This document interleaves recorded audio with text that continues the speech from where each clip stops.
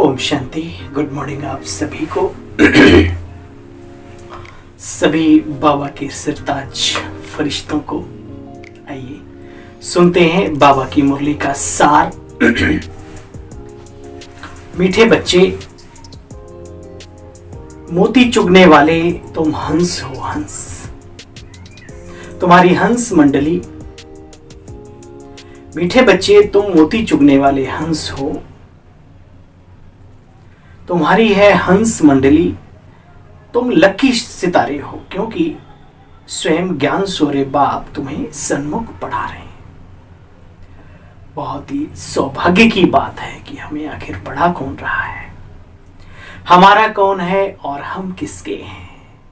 हमारी अति स्नेही यज्ञ की आधार स्तंभ राजयोगिनी तपस्विनी, महातपस्विनी राजयोगिनी दादी जानकी जी कहा करते थे, दो शब्द याद रखो, मैं कौन, मेरा कौन। दो शब्द में सारा ज्ञान का सार है। मैं कौन, मेरा कौन। इसमें ज्ञान का सार ही नहीं, हमारे इस ब्राह्मण जीवन का सार भी समाया हुआ है। मीठे बच्चे, तुम ज्ञान चुगने वाले हंस हो। तुम्हारी है हंस मंडली। तुम लकी सितारे हो, क्योंकि स्वयं ज्ञान सूर्य बाप तुम्हें पढ़ा रहे हैं। फिर बाबा ने पूछा, बाबा ने सभी बच्चों को कौन सी रोशनी दी है जिससे पुरुषार्थ तीव्र हो गया है? कौन सी रोशनी? सुनो, बाबा ने रोशनी दी है, बच्चे अब इस ड्रामा का अंत है। तुम्हें नई दुनिया में चलना है, ऐसे नहीं जो मिलना होगा वो मिलेगा। नहीं बच्चे, पुरुषार्थ है फर्स्ट। जब ज्ञान में नहीं थे तब भी तो भाग्य, भावी आदि आदि कहते थे ना, जो नसीब में होगा। लेकिन क्या दुनिया में हम नसीब के सहारे बैठे रहे थे? कुछ न कुछ करते थे ना। अंत में जब कुछ हो जाता था तब कहते थे भाई नसीब की बात है। सेम वही सिचुएशन यहाँ पर ज्ञान में, जो ड्रामा शब्द है बाबा ने इस्तेमाल किया, ये रोशनी दी है हमें, ड्रामा के पट्टे पर मजबूत किया है, सुरक्षा कवच दिया है हमें। जो बीत जाए उसे ड्रामा की फुल स्टॉप लगा करके आगे बढ़ना। लेकिन पुरुषार्थ है फर्स्ट। कर्म प्रधान विश्व रचि राखा, जाजस करही तातस फल चाखा, है ना? इस टाइप की बात आती है। तो पुरुषार्थ है फर्स्ट। तुम्हें नई दुनिया में चलना है, ऐसे नहीं जो मिलना होगा मिल जाएगा। बच्चे, पुरुषार्थ है फर्स्ट। पवित्र बनकर औरों को पवित्र बनाना बच्चे बहुत बड़ी सेवा है। ये रोशनी आते ही तुम बच्चों का पुरुषार्थ तीव्र हो गया है ना? गीत, तू प्यार का सागर है। हाँ, आता है गीत, सुनते हो सुना करो। तू प्यार का सागर है, तेरी एक बूंद के प्यासे हम। गाना नहीं आता फिर भी गाना चाहिए, क्योंकि संगीत और साधना दोनों का आपस में बहुत तालमेल है। जैसे गंभीरता का और रमणीकता का बैलेंस, सेम इसी तरीके से संगीत और साधना, ये दोनों का बैलेंस बहुत जरूरी है। संगीत से भी एकाग्रता पैदा होती है, साधना में भी मन एकाग्र किया जाता है। एक दूसरे के पूरक हैं, इन्हें छोड़ना नहीं है। ओम शांति। बच्चे जानते हैं कि प्यार का सागर, शांति का सागर, आनंद का सागर, बेहद का बाप सन्मुख बैठ हमें शिक्षा दे रहे हैं। हम कितने लकी स्टार हैं जिनको सन्मुख ज्ञान सूर्य बाप पढ़ा रहा हो। जिनको हम कितने लकी स्टार हैं, बाबा कहते जिनको स्वयं ज्ञान सूर्य बाबा पढ़ा रहे हैं। वो हंस मंडली है, जिन्हें पढ़ा रहे हैं। जो मंडली सामने बैठी है कौन सी है? हंस मंडली है। मोती चुगने लग गए हैं, ये सब बहन भाई सब हंस हैं। इनको हंस मंडली कहा जाता है। कल पहले वाले ही इस समय, इस जन्म में एक दो को पहचानते हैं। रूहानी पारलौकिक माँ बाप और भाई बहन आपस में एक दो को पहचानते हैं ना, जानते भी हैं। 5000 वर्ष पहले इसी नाम रूप देश काल में हम आपस में मिले थे। जो भी ब्रह्मा कुमार कुमारियां बनते हैं वही तो पहचानेंगे एक दो को, बाकी क्या जाने, उनका रोल ही नहीं है सतयुग में। देखो बच्चे, इस समय तुम बहुत कुछ जान जाते हो, पहले तो कुछ भी जानते नहीं थे। जानते थे क्या? बोलो, अपने दिल पर हाथ रख करके सत्य वचन बोलो। क्या हम बाबा के बनने से पहले ज्ञान का जो सत्य है क्या वो जानते थे? ज्ञान तो बहुत दुनिया में, संसार में पूछो मत, इंजीनियरिंग का, डॉक्टरी का, है ना, भक्ति का, बहुत सारा। लेकिन जो आत्मिक ज्ञान है, परमात्म ज्ञान है, क्या हम वो जानते थे? किसने बताया? एहसान मंद रहो उस ज्ञान के सागर का, अपने प्रभु पिता का। देखो बच्चे, मैं कल्प में एक ही बार आता हूं, अपनी पहचान देता हूं। यह सिर्फ बेहद का बाप ही कह सकते हैं। नई दुनिया की स्थापना तो पुरानी दुनिया का विनाश भी होगा जरूर, अंत जरूर आता है। ये दोनों का संगम युग है। ये बहुत बहुत बहुत कल्याणकारी है। क्या है? बहुत बहुत कल्याणकारी है। सतयुग को व कलयुग को कल्याणकारी नहीं कहेंगे। तुम्हारा ये जीवन बच्चे बहुत अमूल्य गाया हुआ है। इसी जीवन में कौड़ी से हीरे जैसा बनना, तो सच्चे सच्चे खुदाई खिदमतगार हो भगवान के बच्चे, सच्चे सच्चे खुदाई खिदमतगार हो। तुम्हारा ये जीवन बहुत अमूल्य है, इसलिए इस जीवन की बहुत वैल्यू रखनी है। बाप आकर के जंजीरों से छुड़ाते हैं, माया की जंजीरों से। अब यह भी नूंद है ड्रामा में, बड़ाई किसको करे? सबका अपना अपना पार्ट है बच्चे। धरती पर पाप आत्माओं का बोझ बहुत है, अभी तो और बढ़ता जा रहा है। पूछो मत, चेहरे बड़े भोले भाले, लेकिन उनके कर्तव्य देखो, उनकी लीलाएं देखो। देखो बच्चे, जिसकी जो एक्टिंग होती है वो बजाते हैं, नाम होता है। बाबा बार बार कहते हैं बच्चे, इस सृष्टि रूपी नाटक में बड़ाई तो एक परमपिता परमात्मा को दी जाती है। बाप आते हैं, पवित्र बनाते हैं, नई दुनिया रचते हैं, तो सारी बड़ाई उसी की है। सरसों मिसल ढेर के ढेर अभी मनुष्य, देखो कैसे हैं। बाप आकर के सबकी बोझ उतारते हैं। बड़ाई इसलिए क्योंकि वो सबके बोझ उतारते हैं। वहां बच्चे कुछ लाख होंगे, है ना, लगभग 9 लाख, है ना, लगभग 9 लाख। अब 9 लाख एक क्यों नहीं, 4,09,999 है, 99,999 क्यों नहीं?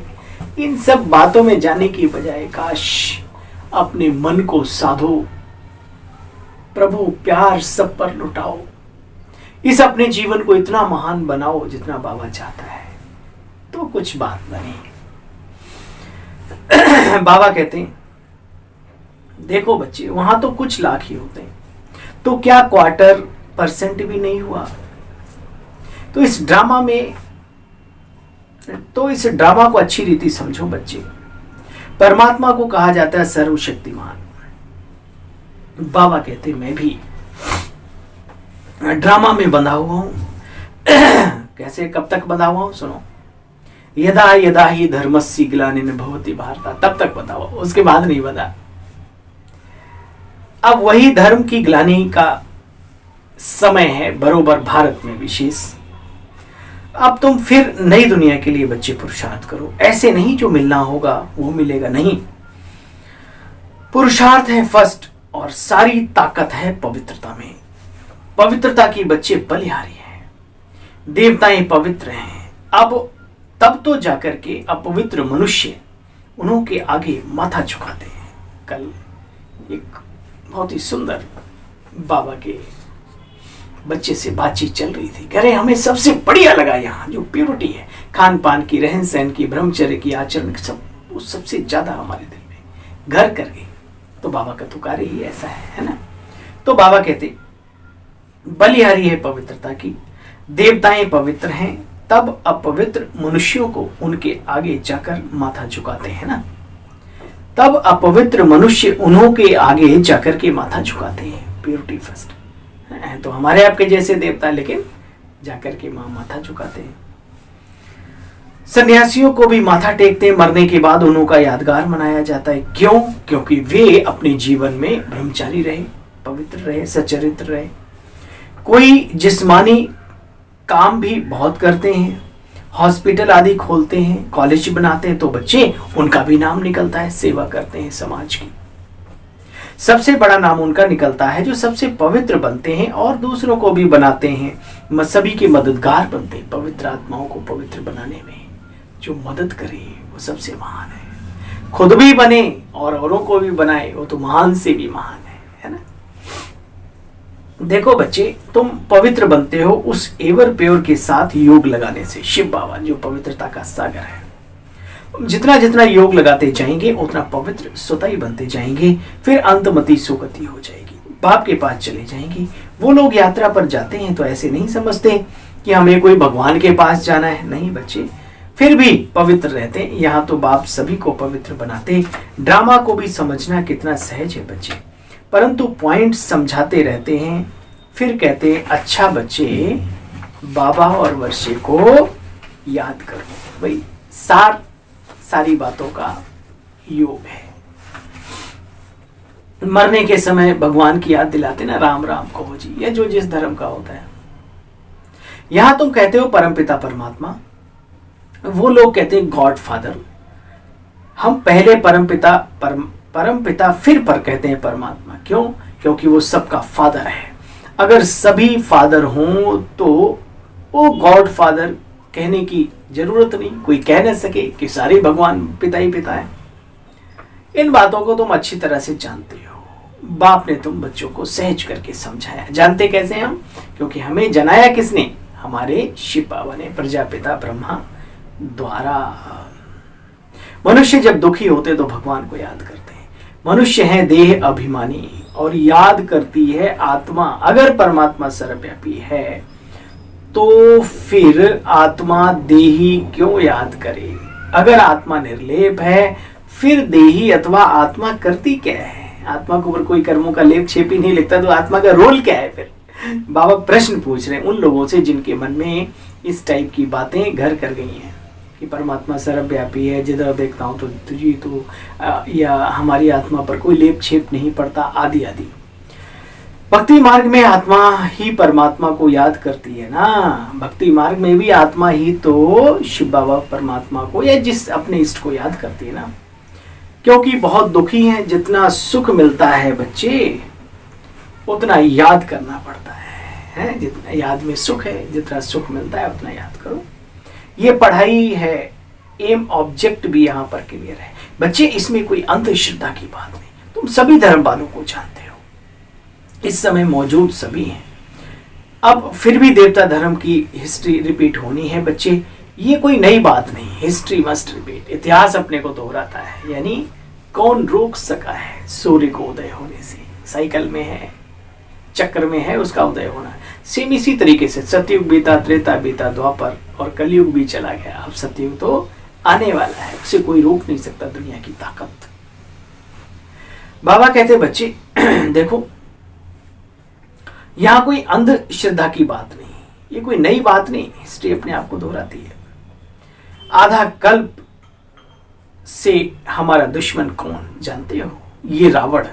रावण माना 5 विकार। ये हार जीत का खेल है, परंतु हार भी सूक्ष्म और जीत भी सूक्ष्म है ना। हार भी सूक्ष्म और जीत भी सूक्ष्म। तो बच्चे कोई हिंसक लड़ाई की बात नहीं, मनुष्यों ने तो उल्टा लिख दिया है। बाबा कहते बच्चे, माया से हारे हार और माया से जीते जीत। मनुष्यों ने अक्षर डाला मन के हारे हार है और मन के जीते जीत, लेकिन वास्तव में मन को जीतने का अर्थ वो समझते हैं कि कुछ भी मन सोचे नहीं, निरसंकल्प हो जाए, वो जीत है। लेकिन परमात्मा कहते बच्चे, मन निरसंकल्प तो कभी हो ही नहीं सकता। माया जीते जगत जीत है ना। माया जीते जगत जीत और माया हारे जगत हार है ना। तो बाबा कहते बच्चे, इन बातों को तुम बच्चे समझते हो। ड्रामा का खेल भी पहले से ही बना हुआ है। बाप खुद बैठकर परिचय देते हैं। अब ये बातें भी थोड़ा सा गहराई में जाएं। ये बाबा ने सार समझाया है सारे वेदों का, शास्त्रों का निचोड़। निश्चिंत रहने के लिए राम के जन्म से पूर्व ही रामायण लिख दी गई। क्यों? इसका मतलब पहले भी रामायण हुई है। राम जी आए, वो सारा साक्षात्कार अंदर में ऋषि जी को हुआ जिन्होंने लिखी और लिख दी उन्होंने। लोग अपने आप को भविष्यवक्ता कहलाते हैं। जो भविष्य वर्तमान से गुजरा नहीं उसका वक्ता कौन बन सकता है? इसका मतलब है ये साइकिल, ये चक्र, ये ड्रामा अपने आप को हूबहू रिपीट करता है। कुछ सूक्ष्म बुद्धि वाले साधना के माध्यम से उन सीन्स को, उन साउंड्स को कैच कर लेते हैं बीते हुए, और वो बता देते हैं कि अब ऐसी दुनिया आने वाली है। तो इन बातों पर बिल्कुल निश्चिंत रहना। भगवान जो कह रहा है वो अटल सत्य कह रहा है। बाकी फिर भी बाबा कहते हैं पुरुषार्थ में 20 नाखूनों का जोड़ लगाना है। मालूम था प्रजापिता ब्रह्मा को कि मैं नर से नारायण बनूंगा, मेरा ही रोल है, लेकिन उसके बावजूद भी कितनी मेहनत की बाबा ने। जो बाबा के अंग संग रहे वो वर्णन करते हुए थकते नहीं है आज भी। बाबा कहते बच्चे देखो, ड्रामा का खेल भी पहले से बना हुआ है। बाबा खुद आकर के ड्रामा का परिचय देते हैं। ड्रामा का परिचय देने वाला बड़ा या ड्रामा बड़ा? विचार कर। अब तुम बच्चे ब्राह्मण बने हो, तुम ब्रह्मा कुमार कुमारियां हो, तो बच्चे जरूर तुम्हारा पिता ब्रह्मा भी होगा। तब तो नाम रखा हुआ है शिववंशी प्रजापिता ब्रह्मा कुमार ब्रह्मा कुमारियां, ब्रह्मा की औलाद, ब्रह्मा मुख वंशावली। गाया भी जाता है शिव बाबा आया था, उसने ब्राह्मण धर्म संप्रदाय रचना रची थी, जो फिर देवता बने। इसीलिए कहा जाता है ब्राह्मण देवताय नमः। क्षत्रियों को देवता है, क्षत्रिय देवताय नमः नहीं, शूद्र देवताय नमः नहीं। क्या कहा गया? ब्राह्मण देवता, हे ब्राह्मण देवता। कितनी अच्छी बात, क्योंकि ये संगम युगी श्रेष्ठ कर्म के ब्रह्मा मुख वंशावली ब्राह्मण ही भविष्य में आने वाले भविष्य में देवी और देवता बनते हैं। देखो बच्चे, विराट रूप का भी चित्र दिखाया है, परंतु समझते कुछ नहीं। तुम बच्चे जानते हो ये सब बाबा के विचार चलते हैं। तुम बच्चे भी बच्चे विचार सागर मंथन करेंगे तो रात को नींद नहीं आएगी, ये सत्य है, और थकेंगे भी नहीं। 1 घंटा भी सो लेंगे तो बिल्कुल अपने आप को फ्रेश महसूस करेंगे, क्योंकि वो थकान होती नहीं है शुद्ध विचारों में, थकान तो होती है अशुद्ध विचारों में, अशुद्ध चीजों में। बाबा कहते देखो यही चिंतन चलता रहेगा, सुबह को उठ धंधे आदि में लग जाएंगे। कहते हैं सुबह का साईं बेड़ा लाई, आदि आदि सुबह है ना। तो सुबह सुबह बाबा के बच्चे बाबा को गुड मॉर्निंग करते हैं, बाबा की सेवा में लग जाते हैं। तुम भी किसको बैठकर समझाएंगे तो कहेंगे ओहो, या तो हमको मनुष्य से देवता, बेगर टू प्रिंस बनाने की बात करते हैं, है ना। खुशी होगी, समझदार लोग समझेंगे भाई इनको हमसे कोई लेना देना नहीं, लेकिन कमाल है, ये तो बेगर टू प्रिंस बना रहे हैं हमें, मनुष्य से देवत्व पद की ओर ले जाने की बात कर रहे हैं ना। तो दिल से दुआएं देंगे। पहले अलौकिक सेवा करनी चाहिए, स्थूल सर्विस बच्चे बाद में करनी चाहिए। शौक चाहिए सेवा का, तपस्या का, जो भी है व्यक्त स्थिति में जाने का शौक नहीं होगा तब तक कुछ, बिना शौक के कुछ होता नहीं, ये ध्यान रखें। देखो बच्चे, शौक चाहिए। खास माताएं बहुत अच्छी सर्विस कर सकती हैं। हाँ भाई, मीठी मीठी बूढ़ी बूढ़ी अनुभवी माताओं, सारे जीवन का अनुभव है तुम्हारे पास, दबदबे से बात कर सकते हो, अथॉरिटी से बात कर सकते हो, अनुभवों से बात कर सकते हो लोगों से, क्योंकि आपके पास अनुभव है। इसलिए कहावत है, जहां न पहुंचे रवि वहां पहुंचे कवि, और जहां न पहुंचे कवि वहां पहुंचे अनुभवी। अनुभवी अनुभवी है ना। तो कितनी सुंदर बात है। हमारे जो माताएं हैं, जो है ना अनुभव से गुजरी हैं, उनका फर्ज बनता है अपने हम जीन्स का कल्याण करना, कि भाई जब हम अपना जीवन इतना ऊंच श्रेष्ठ बना सकते हैं, आप सब क्यों नहीं बना सकते। हम घर गृहस्थ में रहते हुए ईश्वर की साधना कर सकते हैं, अपने जीवन को दिव्य गुणों से सजा सकते हैं, अपने इसी जीवन में सुख शांति प्रेम आनंद का स्रोत प्रस्फुटित कर सकने में सक्षमता हासिल कर सकते हैं। आप क्यों नहीं कर सकते? उनमें हिम्मत आएगी, ताकत आएगी।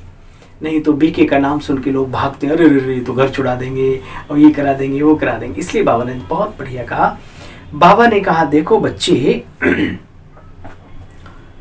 खास माताएं बहुत अच्छी रीति सर्विस कर सकती हैं। माताओं को कोई धिक्कारेंगे नहीं, चाहे सब्जी वाला हो, अनाज वाले हो, नौकर आदि को भी बच्चे समझाना चाहिए।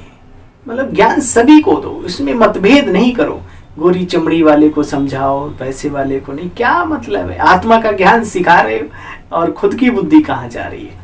दूसरा, गरीबी अमीरी देख करके आप सेवा कर रहे हैं तो ये सेवा तो नहीं है भाई, धर्म का धंधा है, ये याद रखो। चलो है, तो बाबा कहते हैं जो भी आए, ऐसा नहीं कि अमीरों को नहीं समझाना, वो भी तो हमारे भाई हैं, बाबा के बच्चे हैं। कहने का भावार्थ ये है कि हर व्यक्ति को समझाना है, चाहे छोटा हो, बड़ा हो, स्त्री हो, पुरुष हो, बुजुर्ग हो, बच्चा हो, युवा हो। तो बाबा का भावार्थ समझो। बाबा कहते हैं बच्चे सबकी सेवा करनी है, सब्जी वाले, अनाज वाले, नौकर आदि सबको समझाना है, कोई रह ना जावे, नहीं तो उलाहना देंगे। देखो उलाहना देंगे। सर्विस में दिल की सच्चाई चाहिए, बाप से पूरा योग हो तो धारणा हो। बखर भरकर फिर